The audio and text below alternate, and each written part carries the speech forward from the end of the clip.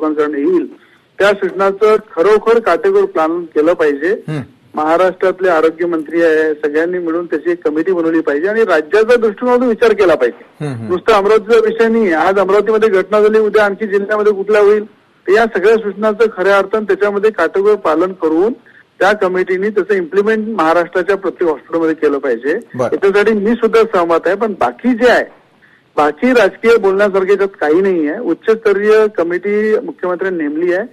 राज्याचे महसूल मंत्री अमरावतीचे पालकमंत्री बावनकुळे साहेबांनी सुद्धा त्यामध्ये सांगितलेलं आहे की त्या कुटुंबाला आर्थिक मदत सुद्धा आपण देणार आहे आणि त्यामध्ये उच्चस्तरीय कमिटीच्या माध्यमातून जे दोषी राहील त्यांच्यावर कडक कारवाई केली जाईल, जेणेकरून महाराष्ट्रामध्ये अशी पुन्हा कोणी चूक करणार नाही.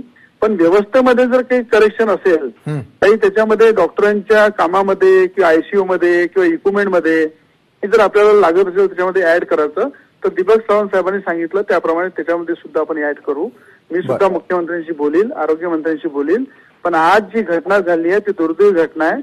महाराष्ट्रातला प्रत्येक व्यक्ती या घटनेकडे लक्ष देत आहे की एक नवजात मुलाला आपल्या आयुष्यातला एक दिवसही पाहता आला नाही आणि अत्यंत गरीब कुटुंबातले पेशंट त्या ठिकाणी आपला इलाज करतात, अत्यंत विश्वासाने करतात. त्यासाठी आम्ही काम करू. बरोबर. लोकशाही मराठी ऐका, पहा, जागरूक रहा.